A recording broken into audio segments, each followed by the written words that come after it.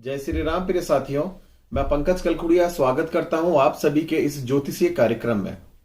प्रिय साथियों, कल 15 मार्च की दोपहर से शनिदेव शतभिषा नक्षत्र में प्रवेश करने जा रहे हैं। देखिए, सबसे पहले आपको समझना है कि कुंभ राशि में जिसमें भी शनि का गोचर चल रहा है, कुंभ राशि शनि की मूल त्रिकोण राशि है। और साथ ही में जो सबसे महत्वपूर्ण इसके अंदर एक नक्षत्र हो जाता है वो होता है शतभिषा। शतभिषा का अपना एक महत्वपूर्ण इसके अंदर एक रोल कहें या किसी भी प्रकार से हस्तक्षेप कहें। 27 नक्षत्रों में से 24वां नक्षत्र होता है शतभिषा। शतभिषा के बारे में मैं यह कहना चाहूंगा कि सत यानी कि 100 और भिषा का अर्थ है, इसको तारा भी कह सकते हैं आप और साथ में वैद्य भी कह सकते हैं।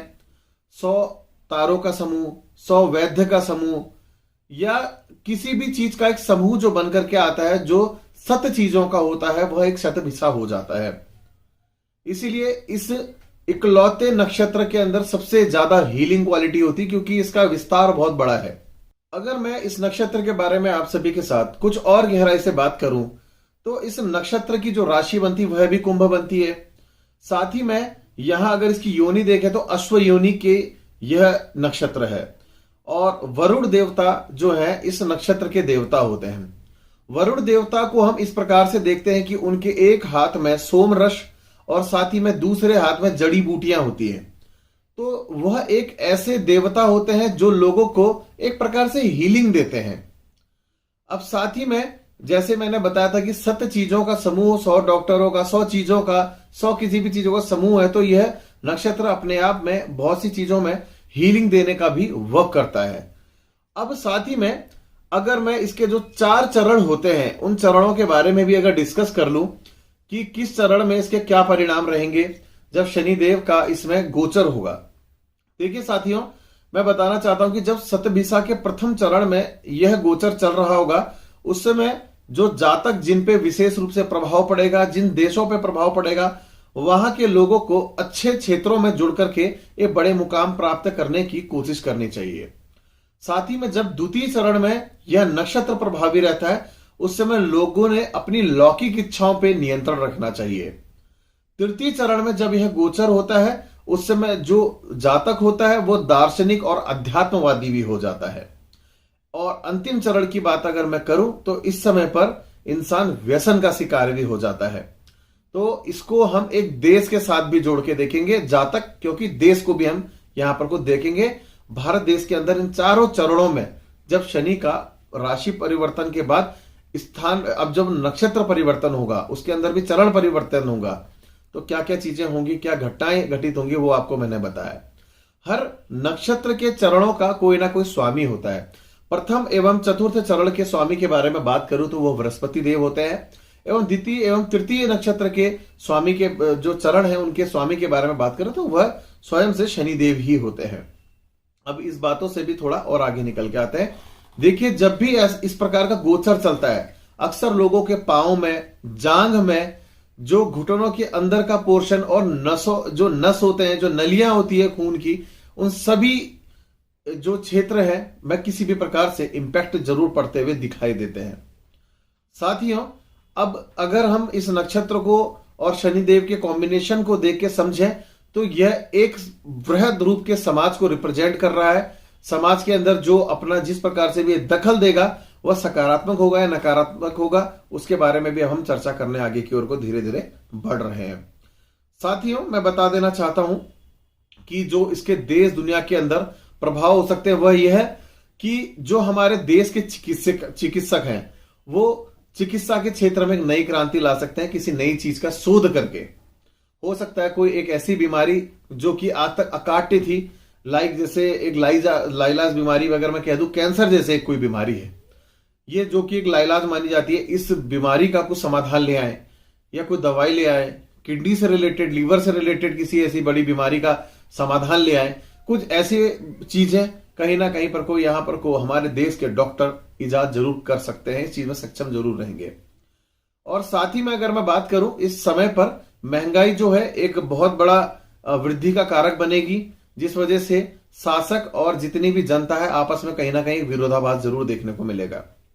सबसे ज्यादा यहां पर को जो दंगे फसाद कह सकते हैं, या फिर कह सकते हैं कि एक जनता जब आक्रोश में आती है किसी गवर्नमेंट के खिलाफ, तो धरने प्रदर्शन आपको देखने को मिलता है। तो धरना बहुत ज्यादा वृहद रूप में होगा। लंबे समय से जो रूस और यूक्रेन का युद्ध चला आ रहा था, अब इस समय पर को आकर के इस युद्ध में यह निर्णायक मोड़ हो जाएगा। यह समय जो मैंने आपको अब बताने जा रहा हूं, समय है 15 मार्च 2023 को। यह प्रातः 11:30 में नक्षत्र परिवर्तन होगा और साथ ही में 6 अप्रैल 2024 तक ये यहां पर को चतुर्थ चरण में समाप्ति के साथ खत्म होगा। पर चतुर्थ चरण में एक बार पुनः जो दोबारा से यहां पर को शनिदेव अपना नक्षत्र परिवर्तन करेंगे, वह 3 अक्टूबर 2024 से 26 दिसंबर 2024 तक फिर से एक बार यहां प्रभावी जरूर होंगे। कुल मिला के जो अगर वृहद रूप से चीजों को देखें तो 15 मार्च से लेकर 6 अप्रैल 2024 तक का जो पीरियड रहेगा, ये कहीं ना कहीं चैलेंजिंग पीरियड रहने वाला है। इधर ही जो मैंने अभी चीजें बताई, जैसे धरना होना है या जो भी वायरोलॉजी डिपार्टमेंट के अंदर पर को नए शोध होने हैं, और रशिया यूक्रेन का जो परिणाम अब यहां पर को आ जाएगा, भले वह विध्वंसक रूप से अंत हो या जिस प्रकार से भी अंत होगा, पर इस युद्ध का इस पीरियड के बीच में अंत होगा। ये 200% गारंटी के साथ मैं आपसे कह रहा हूं, क्योंकि 100% कहने में इसलिए नहीं कहा मैंने क्योंकि लोग कहते हैं आप क्या प्रिडिक्शन कर रहे हैं, ये तो सच भी नहीं होगी। 200 इसलिए क्योंकि कॉन्फिडेंस इस प्रिडिक्शन के लिए सही है, बहुत ज्यादा गहन शोध करने के बाद ये बात कही गई है। अब इसके बाद अगर मैं बात करूं, यहां पर को बहुत बड़े स्कैंडल्स भी अब खुल के आएंगे, गवर्नमेंट्स के बोले, लोगों के बोले, या बहुत बड़े जो धनाढ्य लोग हैं उन सबके स्कैंडल्स अधिकतर किन जगहों से आएंगे, नॉर्थ पोल वाले रीजन यानी नॉर्थ रीजन से। नॉर्थ रीजन के अंदर ऐसे छवि के नेता जो आज तक बेदाग रहे, जिनके ऊपर कोई भी शक नहीं कर सकता है, एक बेदाग छवि का नेता कि मतलब ऐसा ये कुछ गलत काम कर सकता है, ऐसा कुछ फील नहीं होगा, महसूस नहीं होगा, वो भी यहां एक्सपोज होता हुआ नजर आएगा। एग्रीकल्चर जो सेक्टर रहेगा, वहां का जो ये जो सेक्टर है, कहीं ना कहीं परेशानी का कारक भी यहां पर को रह सकता है। किसी क्षेत्र में बहुत अधिक बारिश देखने को मिलेगी, किसी क्षेत्र में कुछ बहुत कम बारिश या सूखा वाली नौबत भी देखने को मिलेगी। साथ ही में सुसाइड के केस बहुत ज्यादा बढ़ जाएंगे इस पीरियड पे, लोग बहुत ज्यादा सुसाइड करेंगे। आकाशगंगा के अंदर अगर मैं बात करूं, कुछ बड़ी घटनाएं घटित होगी, जो कि यहां हम जैसे जो नॉर्मल लोग हैं, यहां तक उन घटनाओं के बारे में जिक्र भी किया जा सकता है। साथ ही में यहां पर को एस्ट्रोनॉमिकल कुछ बड़े हादसे भी देखने को मिल सकते हैं, जो धरती के अंदर नुकसान हो सकता है एस्ट्रोनॉमिकल, जैसे हवा होती है, और सोलर विंड के द्वारा भी ये चीज संभव होने को दिखाई देता है। कि जो सैटेलाइट से रिलेटेड प्रॉब्लम आएगी, तो कह सकते हैं इंटरनेट कनेक्टिविटी अचानक से बिल्कुल अप्स एंड डाउन करने लगे, लंबे समय के लिए बंद हो जाए। पावर कट का इश्यू आ सकता है, जैसे कि इलेक्ट्रिसिटी को कहीं लंबे समय के लिए या कई दिनों के लिए भी कट करना पड़ सकता है, ऐसी स्थितियां देखने को जरूर मिलेगी। तो साथियों, कुल मिला के अगर मैं ये बताऊं आपको शतभिषा नक्षत्र के बारे में, कि यह जो नक्षत्र रहेगा, इस नक्षत्र परिवर्तन में जब शनिदेव नक्षत्र अपना परिवर्तन करेंगे, देश के अंदर एक प्रकार से अराजकता का माहौल भी जरूर देखने को अवश्य मिलेगा। हालांकि बहुत से एस्ट्रोलॉजर्स का इसमें राय कुछ डिफर है कि इस समय पर कोई लोगों को राहत मिलेगी हर चीजों से। मैंने बहुत सारे लोगों से सुना, बहुत सारे लोगों के कमेंट्स से स्क्रीनशॉट्स आए थे, बहुत सारे एस्ट्रोलॉजर्स के लोगों ने मुझे भेजे थे। थोड़ा सा मेरी राय इससे अपोजिट है कि इस समय पर को राहत वाली चीजें कम रहेंगी, परेशानी देखने को ज्यादा जरूर देखने को मिल सकती है, इसमें कोई दो राय नहीं है। और साथ ही में मैं कहूंगा कि जो बहुत बड़े प्रॉब्लमेटिक एरियाज रह सकते हैं वो बंगाल है, साथ ही में जो तिब्बत के बॉर्डर वाला एरिया है, कश्मीर है, असम है, चाइना के बॉर्डर है, यहां पे भी कुछ प्रॉब्लम्स वगैरह क्रिएट हो सकती है।